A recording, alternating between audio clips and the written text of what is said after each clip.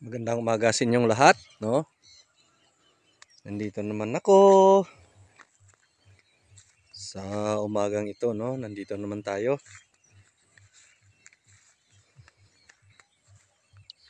Good morning, no? Yan po, umagang umaga. Napakalinis yung taas. So, update po tayo sa ating ampalaya, no? 32 days. Makita natin, no? Kahit sa napakainit yung araw, pero makita natin na lumalaban ang ating ampalaya.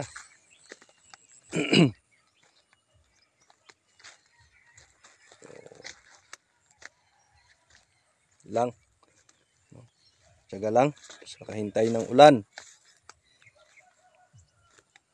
Kung may ulan ito, napakataas na to, no? Medyo mataas-taas na to. Pero medyo ngayon ay napakainit.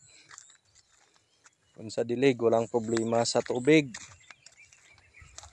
Ang ano lang natin dito is napakainit ng panahon. Yan po. Kaya tayo, iwas din tayo sa init. Delikado tayo dito sa init, napakainit. So, kunting tiyaga lang. Hintay ng ulan, no? Naniniwala ko na may tamang oras, araw na magpadala ang Lord ng ulan, no? Ilang kunting tiyaga lang, darating din yung ulan, no? Talaga tayong mga farmer, napakatiyaga maghintay.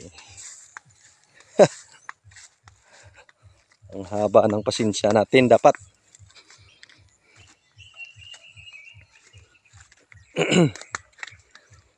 Kunting tiyaga lang, hintay lang, darating din yung ulan, no? Hindi tayo magsawa sa kakahintay ng ulan.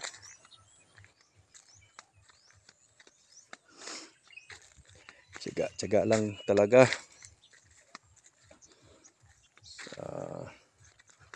Kita po natin, no? Ayan na po, maganda na yung bunga. Dami na sanang bunga, no? Ayan po. Dami ng toy-toy.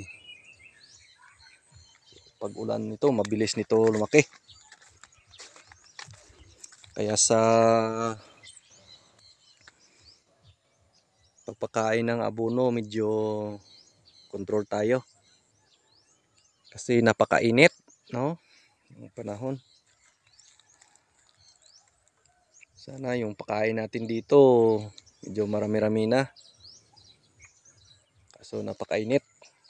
Tiyaga lang.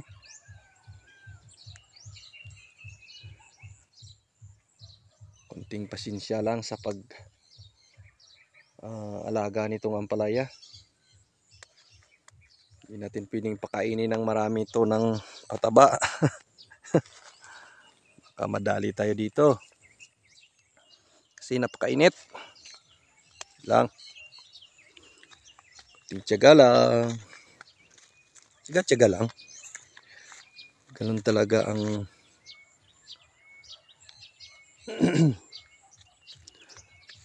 ano ng isang farmer, no? Tiyaga lang talaga. Kung makikita po natin, medyo maiksi yung ano, no? Pero pagdating ng ulan ito, no? Makikita po natin kung paano, kung ang bilis lumaki ito. So, kasurvive naman itong ating ampalaya sa init. Hindi naman tayo na baga may kinukuha naman tayo ng tubig, no? Source ng tubig. Pero iba talaga yung ulan yung dumating, no? Iba talaga yung ulan, sa dilig lang. So, hindi ako nagwawala ng pag-asa, no? Continue praying man sa gihi pa rin, no? Darating din yung ulan. So, tiyaga lang. Ganun talaga ang buhay. So, po, no? God bless sa lahat. God bless sa umagang ito.